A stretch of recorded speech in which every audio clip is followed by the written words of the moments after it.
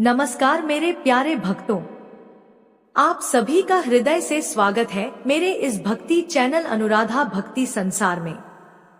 आज नवरात्रि का पावन दूसरा दिन है और मैं आप सभी को इस पवित्र अवसर की हार्दिक शुभकामनाएं देती हूँ। बैठिए, बहुत ही सुखद और आरामदायक मुद्रा में अपने मन में माँ के प्रति प्रेम और श्रद्धा का भाव लाइए, क्योंकि आज हम बात करने वाले हैं माँ के उस दिव्य और तपस्वी स्वरूप की, जिन्होंने कठोर से कठोर तपस्या करके इस संसार को यह सीख दी कि अगर हौसला बुलंद हो तो कोई भी मंजिल मुश्किल नहीं। मेरे प्यारे भक्तों, आज हम माँ ब्रह्मचारिणी की कथा सुनेंगे, जो सिर्फ एक कहानी नहीं है बल्कि हर उस स्त्री की प्रेरणा है जो अपने जीवन में कठिनाइयों से लड़ रही है, जो अपने लक्ष्य को पाने के लिए दिन रात एक किए हुए है, जो संघर्ष के पथ पर अकेले चलने का साहस रखती है। तो चलिए, आज मैं आपको ले चलती हूँ उस अद्भुत तपोभूमि की यात्रा पर, जहाँ एक राजकुमारी ने महज अपने प्रेम और आस्था के बल पर त्रिलोकीनाथ भोलेनाथ को प्राप्त किया। सबसे पहले आइए जाने कि कौन है माँ ब्रह्मचारिणी। मेरी प्यारी सहेलियों और भक्तों, माँ ब्रह्मचारिणी नवदुर्गा का दूसरा स्वरूप है। ब्रह्मा का अर्थ है तपस्या और चारिणी का अर्थ है आचरण करने वाली, यानी वह देवी जो तपस्या का आचरण करती हैं, जो तपस्या में लीन रहती हैं। उनका स्वरूप अत्यंत शांत, सौम्य और फिर भी अपार तेज से परिपूर्ण है। उनके दाहिने हाथ में जपमाला है और बाएं हाथ में कमंडल। जपमाला उनके निरंतर जाप और एकाग्रता का प्रतीक है, तो कमंडल उनके त्याग और वैराग्य का। यह रूप हमें बताता है कि माँ न केवल तपस्विनी है बल्कि ज्ञान की देवी भी है। उनके मस्तक पर मुकुट है, गले में कमल के फूलों की माला है और उनकी आंखों में एक अद्भुत शांति और करुणा है। जब भी मैं माँ ब्रह्मचारिणी की तस्वीर देखती हूँ, ऐसा लगता है जैसे वो हमसे कह रही हो, बेटा धैर्य रखो, तुम्हारी तपस्या व्यर्थ नहीं जाएगी। लेकिन यह रूप उन्होंने कैसे धारण किया, इसके पीछे एक अत्यंत मार्मिक और प्रेरणादायक कहानी है, जो उनके पिछले जन्म से शुरू होती है। तो चलिए थोड़ा पीछे चलते हैं, जब माँ सती थी। पिछला जन्म माँ सती का त्याग। मेरे प्यारे भक्तों, बहुत पुरानी बात है। दक्ष प्रजापति हुआ करते थे, जो भगवान ब्रह्मा के पुत्र थे। उनकी एक अत्यंत सुंदर और तेजस्वी कन्या थी, जिसका नाम था सती। सती बचपन से ही भगवान शिव की परम भक्त थी। उनके मनमस्तिष्क में बस एक ही धुन थी, पति के रूप में केवल और केवल भोलेनाथ को पाना। वह जानती थी कि भगवान शिव सन्यासी हैं, भूत प्रेतों के संग रहते हैं, भभूत रमाए रहते हैं। उनका कोई ठिकाना नहीं, न कोई राजपाट। लेकिन सती के लिए शिव ही सब कुछ थे। उनकी इस भक्ति से प्रसन्न होकर भगवान शिव ने उन्हें पति रूप में स्वीकार किया।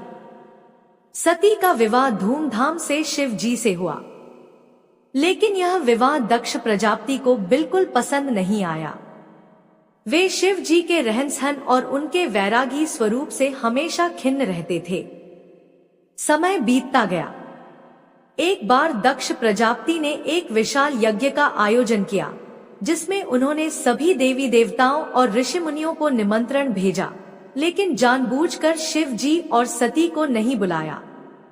जब सती को पता चला कि उनके पिता इतना बड़ा यज्ञ कर रहे हैं और उन्हें न्योता तक नहीं भेजा, तो उनका हृदय टूट गया। मेरी प्यारी सहेलियों, आप ही बताइए, किस बेटी का दिल नहीं टूटता जब उसे लगे कि उसके अपनों ने उसे भुला दिया हो। लेकिन सती में एक बेटी का अहम भी था। उन्होंने शिव जी से कहा, प्रभु, मैं अपने पिता के यज्ञ में बिना बुलाए ही जाऊंगी। वे मेरे पिता हैं, माँ है, मैं उनसे मिलना चाहती हूँ। शिव जी ने उन्हें बहुत समझाया, सती, बिना बुलाए जाना उचित नहीं, वहां तुम्हारा अपमान हो सकता है। लेकिन सती के मन में पिता से मिलने की ललक थी। वह चल दी।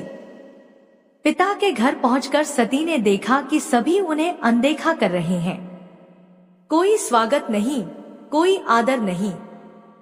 जब वह दक्ष प्रजापति के पास गई तो उन्होंने शिव जी के लिए अपमानजनक शब्द कहे। सती से यह सहन नहीं हुआ। जिस शिव को उन्होंने अपना सर्वस्व माना था, उनका अपमान सती की आत्मा को चीर गया। उन्होंने सोचा, यह शरीर जो मुझे पिता से मिला है, अब इसका कोई अर्थ नहीं रहा। इस शरीर से मेरे पति का अपमान हुआ है, इसलिए अब यह शरीर त्याज्य है। और उन्होंने उसी क्षण योगाग्नि में समाधि ले ली और अपने प्राण त्याग दिए। मेरे प्यारे भक्तों, सती का यह त्याग अद्वितीय था। उन्होंने अपने पति के सम्मान के लिए अपने प्राणों तक को न्योछावर कर दिया।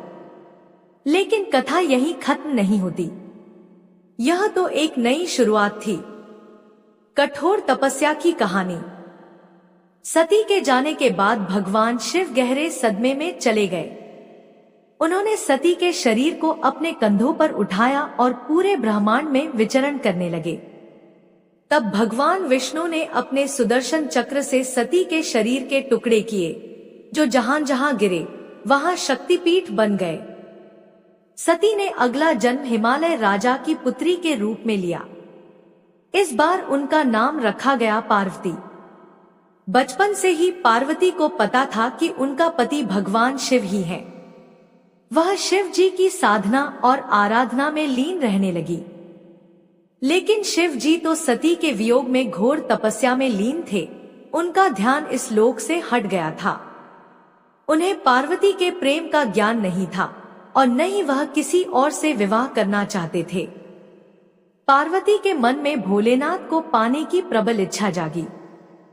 मेरी सहेलियों, सोचिए, एक राजकुमारी जो राजमहल के सभी सुख सुविधाओं में पली बढ़ी थी, उसने तय किया कि वह उस कठोर योगी को प्रसन्न करेगी जो कैलाश की बर्फीली चोटियों पर ध्यान में लीन है। पार्वती ने अपने पिता हिमालय से आज्ञा ली और तपस्या करने के लिए वन चली गई। यह दृश्य देखते ही बनता था। वह कोमल राजकुमारी, जिसके पैरों में महल के नर्म गद्दे बिछे थे, आज नंगे पांव पत्थरों और कंकड़ पत्थरों पर चल रही थी। उसने रेशमी वस्त्र त्याग दिए और पेड़ की छाल पहन ली। उसने राजमहल का भोजन त्याग दिया और कंदमूल फल खाकर दिन बिताने लगी। पहले साल उसने केवल फल फूल खाकर तप किया। दूसरे साल उसने केवल पत्ते खाने का नियम बनाया। मेरे प्यारे भक्तों, उसने इतने सीमित पत्तों पर गुजारा किया कि उनका नाम ही पार्वती या अपर्णा पड़ गया। पर्ण यानी पत्ता, अपर्णा यानी जिसने पत्ता खाना भी त्याग दिया। उसकी यह दशा देखकर उसकी माँ मैना का कलेजा मुंह को आता था। वह बार बार उसे मनाने आती, बेटी तुम यह क्या कर रही हो? यह शरीर कितना कमजोर हो गया है। घर चलो, राजमहल चलो। यह कठोर तप तुम्हारे बस की बात नहीं। लेकिन पार्वती का एक ही जवाब होता, माँ यह शरीर तो नश्वर है, मुझे तो उस अविनाशी प्रभु को पाना है। मेरा मन और मेरा प्रेम ही मेरी शक्ति है। गर्मियों में जब धरती तपती थी, पार्वती पंचाग्नि, चारों ओर अलाव और ऊपर सूरज के बीच तपस्या करती थी।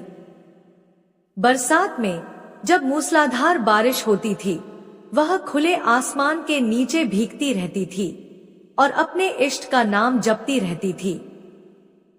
सर्दियों में जब बर्फ की चादर जम जाती थी, वह बर्फ पर बैठकर ही ध्यान करती थी।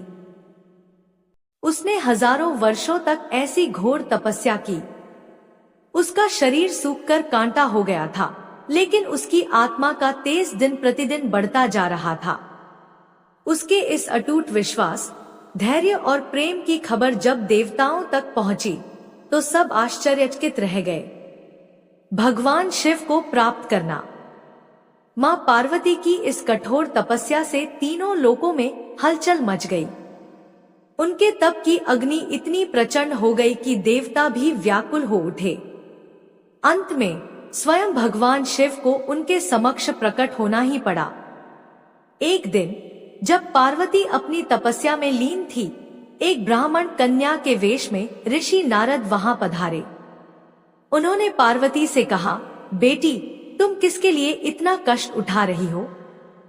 क्या तुम नहीं जानती कि भगवान शिव ने तो संन्यास ले रखा है? वह कभी किसी से विवाह नहीं करेंगे। पार्वती ने आंखें खोली और मुस्कुराते हुए कहा, हे देवर्षि, कष्ट तो शरीर को होता है, मन को नहीं। मेरा मन तो हर पल उनमें रमा है। अगर उन्होंने मुझे अभी तक स्वीकार नहीं किया तो मैं और अधिक तप करूंगी। मेरा प्रेम ही मेरा बल है। उनकी इस अडिग निष्ठा को देखकर नारद जी अत्यंत प्रसन्न हुए। उन्होंने उसे आशीर्वाद दिया और कहा कि तुम्हारी तपस्या सफल होगी। तभी अचानक वहां एक अद्भुत दिव्य प्रकाश हुआ। वह ब्राह्मण कन्या अंतर्ध्यान हो गई और उसके स्थान पर स्वयं भगवान शिव प्रकट हो गए। उनके मुख पर वही मधुर मुस्कान थी जिसके दीवाने इस संसार के हर प्राणी हैं। भगवान शिव ने पार्वती को उठाया और गले से लगा लिया। उन्होंने कहा, हे पार्वती, मैं तुम्हारी तपस्या से अत्यंत प्रसन्न हूँ। तुमने न केवल मेरा मन जीत लिया बल्कि इस ब्रह्मांड को यह सिद्ध कर दिया कि सच्चा प्रेम और तपस्या क्या होती है। तुम्हारे समान तपस्विनी इस लोक में कोई नहीं। आज से तुम मेरी अर्धांगिनी हो, मेरी शक्ति हो। पार्वती की आंखों से आनंद के आंसू बहने लगे। उनके हजारों वर्षों की तपस्या, उनके त्याग, उनके धैर्य को फल मिल गया। यही पार्वती ही आगे चलकर मां ब्रह्मचारिणी के नाम से पूजित हुई, जिन्होंने तप के बल पर स्वयं भगवान को प्राप्त किया। मेरे प्यारे भक्तों, यह कथा सिर्फ शिव पार्वती के मिलन की कहानी नहीं है। यह हर उस व्यक्ति की कहानी है जो अपने लक्ष्य के प्रति समर्पित है। मां ब्रह्मचारिणी का यह स्वरूप हमें सिखाता है कि सफलता की कोई शॉर्टकट नहीं होती। उसके लिए कठोर परिश्रम, धैर्य और आत्मानुशासन चाहिए। आध्यात्मिक महत्व। मेरी प्यारी सहेलियों, आज हमारे जीवन में यह रूप क्या संदेश देता है? धैर्य। मां ब्रह्मचारिणी ने हजारों वर्षों तक तप किया। उन्होंने कभी जल्दबाजी नहीं की। वह जानती थी कि उनका प्रेम सच्चा है और एक न एक दिन भगवान उनकी तपस्या स्वीकार करेंगे। आज के इस भागदौड़ भरे जीवन में हमें भी धैर्य रखना चाहिए। जब हम कोई लक्ष्य निर्धारित करें तो उसे पाने में लगने वाले समय का इंतजार करना चाहिए। संयम। उन्होंने सभी भौतिक सुखों का त्याग कर दिया। हमें भी सीखना चाहिए कि हर चीज की लालसा न करें। जरूरत से ज्यादा भोग हमें कमजोर बनाता है। संयम हमारी ऊर्जा को सहेजता है और हमें अपने लक्ष्य की ओर केंद्रित करता है। तप का मतलब सिर्फ शारीरिक कष्ट नहीं है। इसका मतलब है कि हम अपने अच्छे कर्मों, अपने नियमों, अपने संकल्पों पर डटे रहें।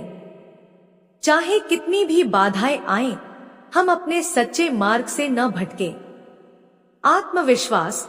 जब सबने उनका मजाक उड़ाया, जब सबने कहा कि शिव तो असंभव है, तब भी पार्वती को खुद पर पूरा विश्वास था। यह आत्मविश्वास ही उनकी सबसे बड़ी शक्ति थी। हमें भी खुद पर विश्वास रखना चाहिए। आज के जीवन में महत्व। आज के समय में हम सब किसी न किसी तनाव से घिरे हैं। कोई करियर को लेकर परेशान है, कोई परिवार को लेकर, कोई स्वास्थ्य को लेकर। ऐसे में मां ब्रह्मचारिणी की पूजा हमें मानसिक बल प्रदान करती है। जब भी हमें लगे कि जीवन में बहुत संघर्ष है, रास्ते बंद हो गए हैं, तो हमें मां के इस स्वरूप का ध्यान करना चाहिए। उनकी जपमाला हमें याद दिलाती है कि नियमित साधना और सकारात्मक सोच से हम हर मुश्किल को पार कर सकते हैं। उनका कमंडल हमें यह सीख देता है कि सादगी और वैराग्य से भी जीवन में संतोष पाया जा सकता है। एक छोटी प्रेरणादायक कहानी। मुझे याद है, मेरी एक सहेली थी, राधा। बहुत पढ़ने लिखने वाली, लेकिन शादी के बाद उसके ससुराल वालों ने उसे आगे पढ़ने से मना कर दिया। वह बहुत टूट गई थी। उसे लगा उसके सपने अधूरे रह गए। तभी एक नवरात्रि में उसने माँ ब्रह्मचारिणी की कथा सुनी। उसे लगा जैसे माँ खुद उसे बुला रही है।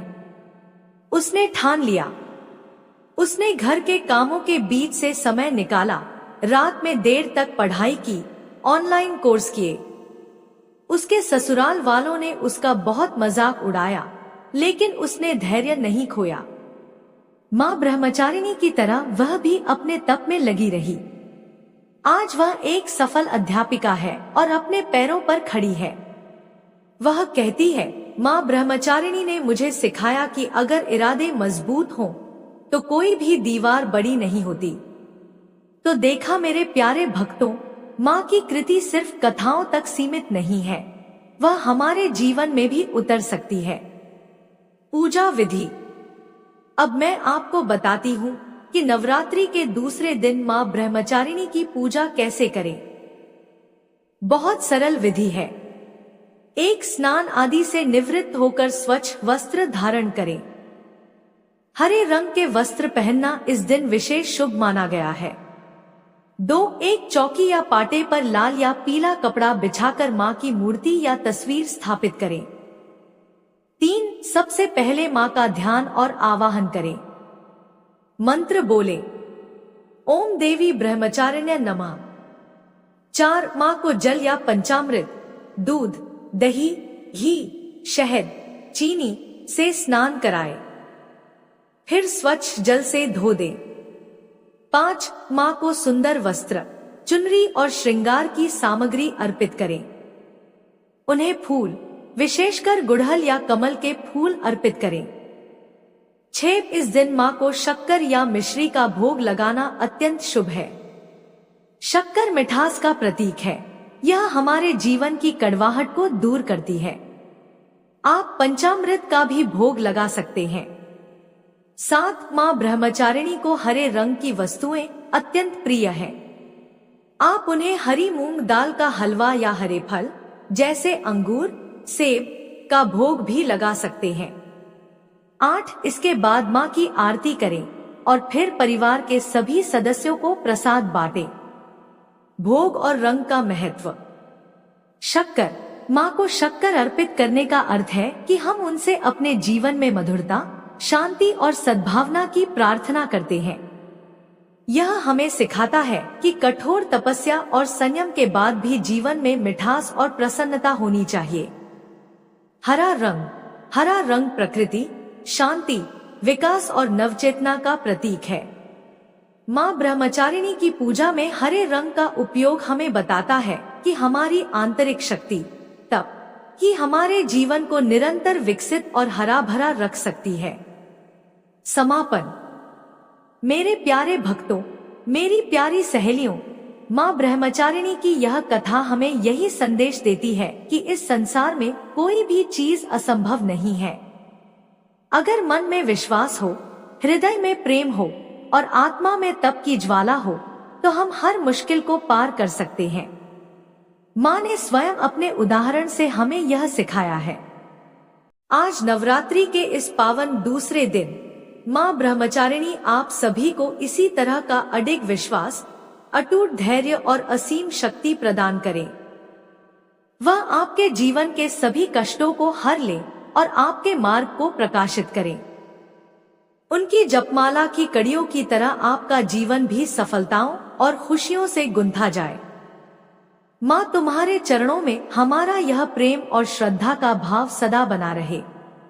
आप सभी को अनंत अनंत आशीर्वाद। अगर आपको यह कथा अच्छी लगी हो तो हमारे चैनल अनुराधा भक्ति संसार को सब्सक्राइब जरूर करें और माँ ब्रह्मचारिणी का आशीर्वाद पाने के लिए कमेंट में जय माता दी जरूर लिखें। अपने परिवार और दोस्तों के साथ भी इस कथा को साझा करें ताकि वे भी माँ की इस अद्भुत कृपा के भागी बन सके। जय माता दी।